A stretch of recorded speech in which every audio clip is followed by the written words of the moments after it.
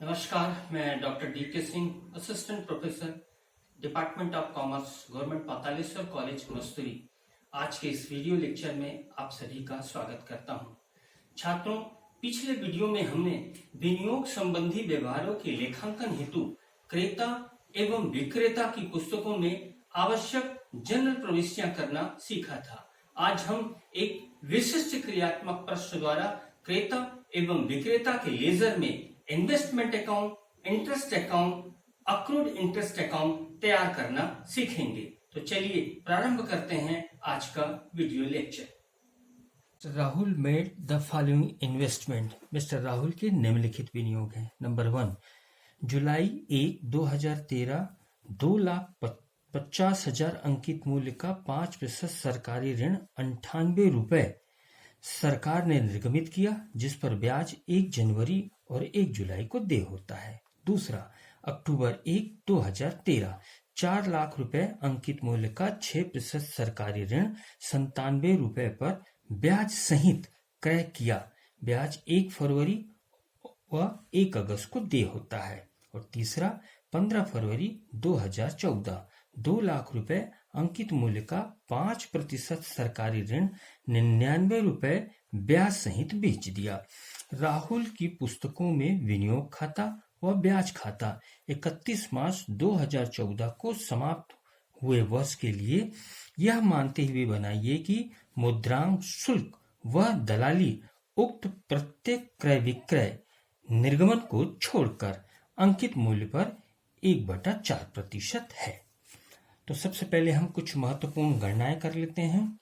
राहुल की पुस्तकों में विनियोग लेखा एवं ब्याज लेखा बनाने के पहले सबसे पहले वास्तविक क्रय मूल्य की गणना, एक्चुअल परचेज प्राइस।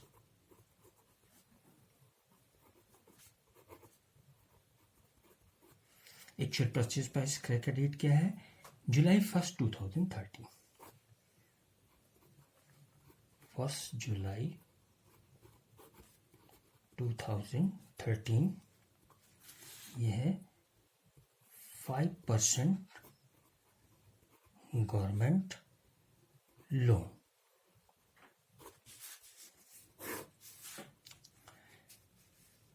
जुलाई 1, 2013 2,50,000 अंकित मूल्य के 5% सरकारी ऋण 98 रुपए पर सरकार ने निर्गमित किए।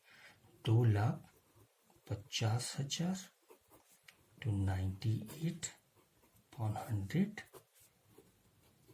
2,45,000 रुपए, जो कि प्रश्न में स्पष्ट संकेत है कि मुद्रांक शुल्क व दलाली प्रत्येक क्रय विक्रय पर है, निर्गमन को छोड़कर, चूंकि 5% सरकारी ऋण सरकार द्वारा निर्गमित किए गए हैं और राहुल ने सीधे सरकार से ये क्रय किया है, तो इस पर न तो स्टाम्प शुल्क लगेगा और न ही जो है दलाली। तो इसका वास्तविक क्रय मूल्य हो जाएगा 2,45,000 रुपये। सेकंड देखते हैं कि अक्टूबर 1, 2013 4 लाख रुपए अंकित मूल्य का 6% सरकारी ऋण 97 रुपए पर ब्याज सहित क्रय किया गया, ब्याज 1 फरवरी और 1 अगस्त को दी होता है। तो अब इस 4 लाख रुपए के विनियोग का हम वास्तविक परचेज प्राइस फिर से ज्ञात करेंगे। एक्चुअल परचेज प्राइस कब किया गया है? 1 अक्टूबर 2013 और ये है 6% गवर्नमेंट लोन।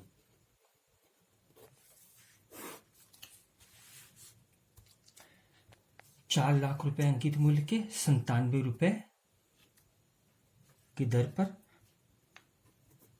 4,97/100 ये हो जाएगा 3,88,000। अब इसमें क्रय पर व्यय हम प्लस करेंगे, तो सबसे पहले क्रय पर व्यय लिखते हैं दलाली। दलाली है अंकित मूल्य का 1/4%।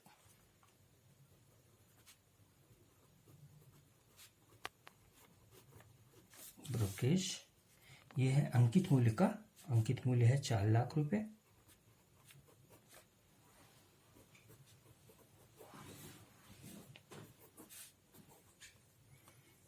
ये होगा 1000। और हमें पता है कि दलाली का 12.36% सर्विस टैक्स होता है। तो service tax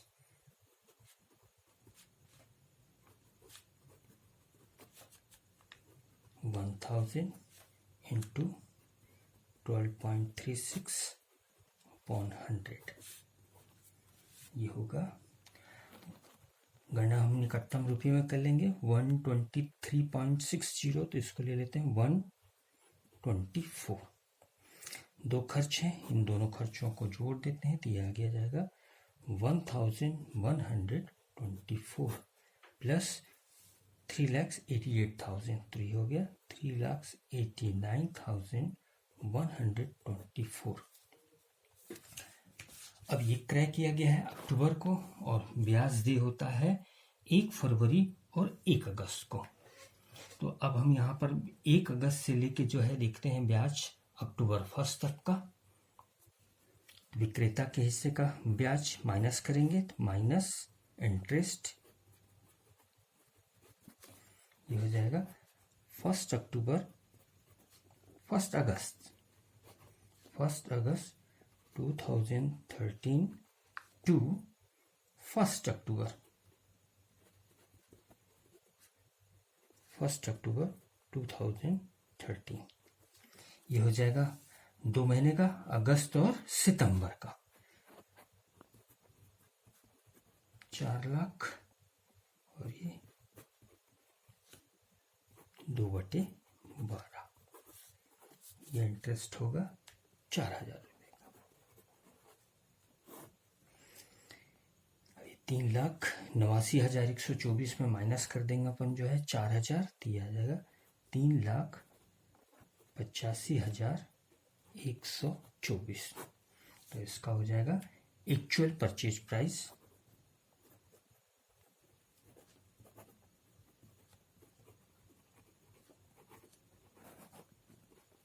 actual purchase price 3,85,124। फरवरी 2014 को 2 लाख रुपए अंकित मूल्य का 5% सरकारी ऋण 99 रुपए ब्याज सहित भेज दिए गए। तीसरा महत्वपूर्ण कैलकुलेशन, एक्चुअल सेल्स प्राइस।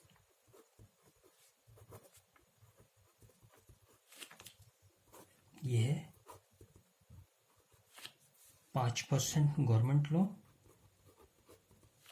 और बेचा गया 15 फरवरी को, 15 फरवरी 2014 को।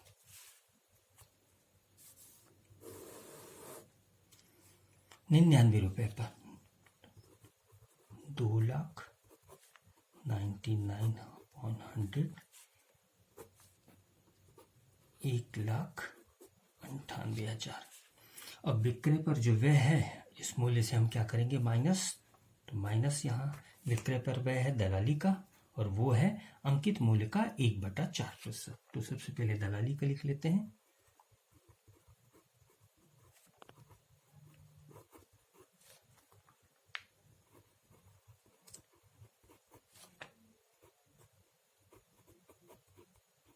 एक बटा 4%, ये होगा 500 रुपये। और हम जानते हैं कि दलाली का 12.36% सर्विस टैक्स होता है, तो minus service tax, service tax 12.36 on 100, ये होगा 62 रुपये। सारी गणनाएं हमारे निकटतम रुपयों में है। ये हो गए 560। अब 1,98,000 में 562 हम माइनस कर देते हैं, तो ये आएगा 1,97,438। 1,97,438।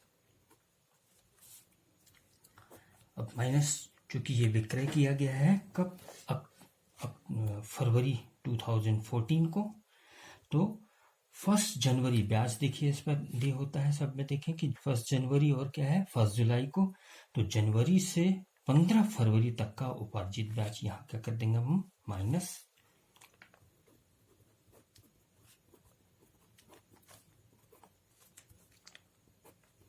फर्स्ट जनवरी 2014 टू 15 फरवरी 2014, एक माह और 15 दिन का ब्याज यहाँ पर माइनस हो जाएगा। तो अंकित मूल्य है 2 लाख रुपए, तो 2 लाख और ब्याज का प्रतिशत है 5%, 5/100, 1.5/12। ये इंटरेस्ट होगा 1250 रुपए का। अब ये माइनस कर देंगे, इसमें से ये आ जाएगा 1,96,188। एक्चुअल सेल्स प्राइस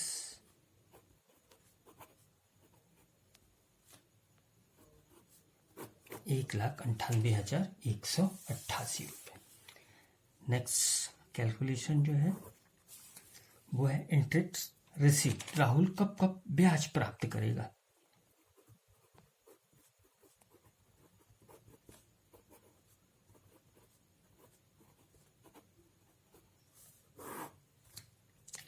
सबसे पहले देखिए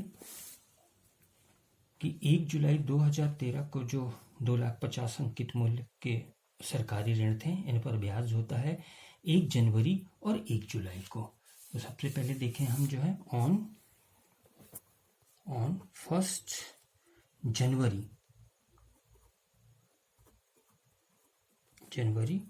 2014, 1 जनवरी 2014। यहाँ पर देखिए राहुल पूरे 2,50,000 रुपए के जो सरकारी ऋण हैं इनका स्वामी था। तो 6 महीने का जो जनवरी में दे ब्याज है ये पूरा पूरा प्राप्त होगा राहुल को। 2,50,000, ब्याज की दर है 5%, 6/12, ये आएगा 6,250 रुपये। फिर देखिए ब्याज दे होता है 1 फरवरी को। ये जो परचेज किया है 4 लाख रुपए अंकित मिल के जो 6% सरकारी ऋण है इन पर ब्याज होता है 1 फरवरी और 1 अगस्त को। तब 1 फरवरी को ऑन 1 फरवरी 2014। अब ये स्वामी था कितने का, पूरे 4 लाख रुपए का, 4 लाख और ब्याज की दर है 6% सरकारी ऋण, 6/100, 6/12, ये आएगा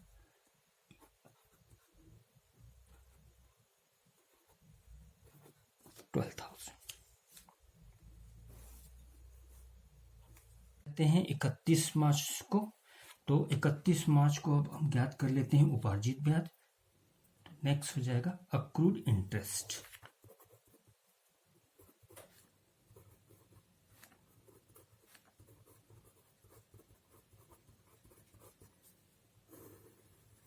अक्रूड इंटरेस्ट 31 मार्च 2014 को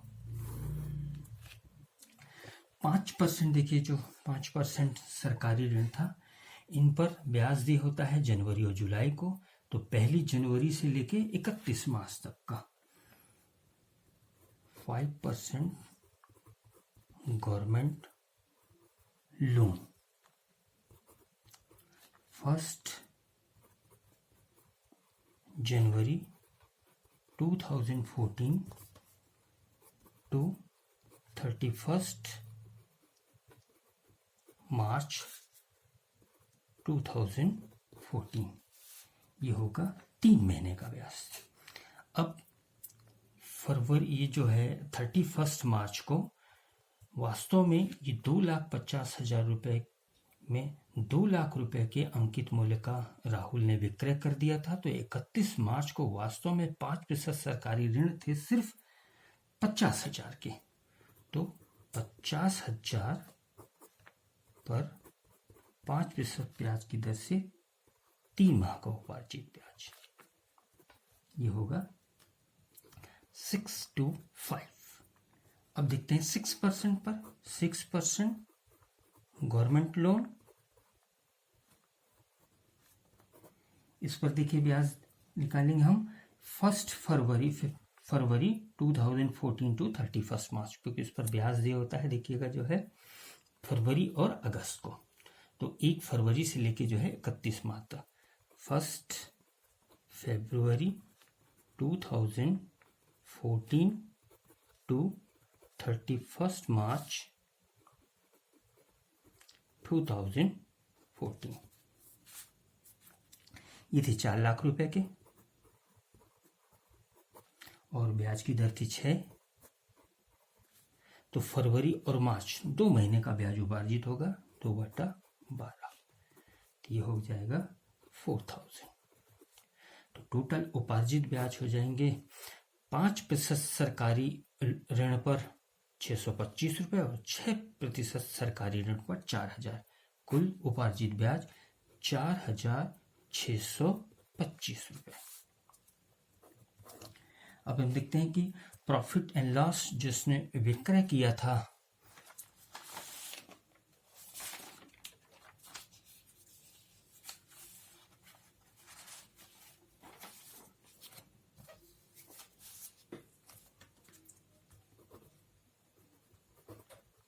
profit oblique loss on sale of 5% government loan.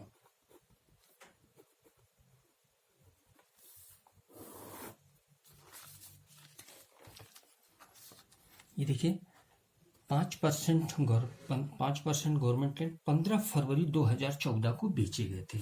तो इसकी नेट सेलिंग प्राइस थी, वो थी 1,96,188 रुपये। तो यहाँ लिखते हैं अपन net selling price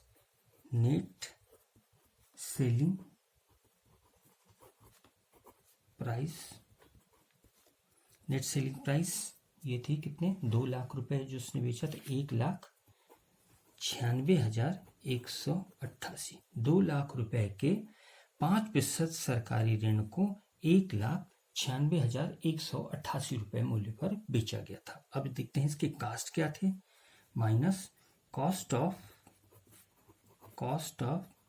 5% government loan. 5% government loan की जो वास्तविक लागत थी वो हमने शुरू में निकाला था, वो कितने का था, 2,45,000 रुपए का। पहला कैलकुलेशन हमने किया था एक्चुअल परचेज प्राइस, और वो निकाले थे 2,50,000 रुपए के जो 5% ऋण पत्र हैं उनका वास्तविक क्रय मूल्य था 2,45,000। इसी में से 2 लाख रुपए के 5% सरकारी ऋण को राहुल ने बेचा। तो यहां हम निकालते हैं इसका कॉस्ट कि 2,45,000 थे वास्तविक क्रय मूल्य, 2,45,000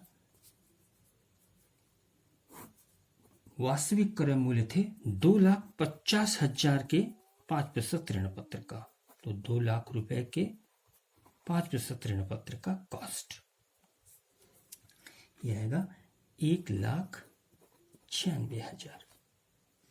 अब हम देखते हैं कि नेट सेलिंग प्राइस है 1,96,188 और कॉस्ट है, इसका रियल कॉस्ट है 1,96,000। तो यहाँ प्रॉफिट हो रहा है वो क्या है, 188। तो 5% 2 लाख रुपए के ऋण पत्र को बेचने पर राहुल को लाभ होता है 188 रुपए का, जो प्रॉफिट एंड लॉस अकाउंट में ट्रांसफर हो जाएगा। की पुस्तकों में आवश्यक लिखे। राहुल की पुस्तकों में विनियोग खाता व ब्याज खाता 31 मार्च 2014 को समाप्त होने वाले वर्ष के लिए हमको तैयार करना है। तो सबसे पहले देखते हैं कि 5% सरकारी ऋण लेखा। ये देखिए 5% गवर्नमेंट लोन अकाउंट। तो 5% गवर्नमेंट लोन हम देखते हैं कि जुलाई 1 2013 को 2,50,000 अंकित मूल्य के 5% सरकारी ऋण पत्र 98 रुपए की दर से किया और इसका हमने वास्तविक क्रय मूल्य निकाला था 2,45,000 रुपए। तो जुलाई 1 को जनरल एंट्री हुई होगी इन्वेस्टमेंट अकाउंट दिया टू बैंक अकाउंट। तो यहां हम देखते हैं 5% गवर्नमेंट लोन अकाउंट में 2013 जुलाई 1 to bank account. Face value है इसका कितना 2,50,000 रुपए और वास्तविक क्रय मूल्य था कितना 2,45,000। तो अमाउंट वाले कॉलम में हम लिखेंगे 2,45,000 रुपए। फिर इसी 5% ऋण पत्र को राहुल ने 2014 फरवरी 15 को जो है बेच दिया। जिसका हमने देखी एक्चुअल सेल्स प्राइस निकाला था 5% गवर्नमेंट जो है लोन का 15 फरवरी को और वो आया था 1,96,188 रुपए। तो यहाँ देखिए फरवरी 15 को 2014 फरवरी 15 बाई बैंक अकाउंट 1,96,188 रुपए, क्योंकि तब जनरल एंट्री हुई होगी bank account DR to investment account. तो ये 5% गवर्नमेंट इन्वेस्टमेंट अकाउंट के क्रेडिट में आ गया कितना 1,96,188 रुपए। फिर हम देखते हैं कि जब वर्ष समाप्त हुए 31 मार्च 2014 को, तो अब इसके लाभ हानि का समायोजन कर लेते हैं। विक्रय से देखें, विक्रय से इसको लाभ हुआ था 188 रुपए का। इसके नेट सेलिंग प्राइस थे 1,96,188 और कॉस्ट था 5% गवर्नमेंट लोन का 1,96,000 रुपए। तो 188 रुपए का लाभ हुआ था। ये लाभ ट्रांसफर हो जाएगा कहाँ प्रॉफिट एंड लॉस अकाउंट। तब जनरल एंट्री होगी 5% गवर्नमेंट लोन अकाउंट दिया to profit and loss account. तो ये हम 5% गवर्नमेंट लोन अकाउंट के डेबिट में लिखेंगे जो है प्रॉफिट एंड लॉस अकाउंट 188। अब इस डेबिट का टोटल होता है 2,45,188। क्रेडिट में सिर्फ बैंक है 1,96,188 रुपए। तो ये बैलेंस आ जाएगा क्लोजिंग बैलेंस वो 49,000 रुपए का।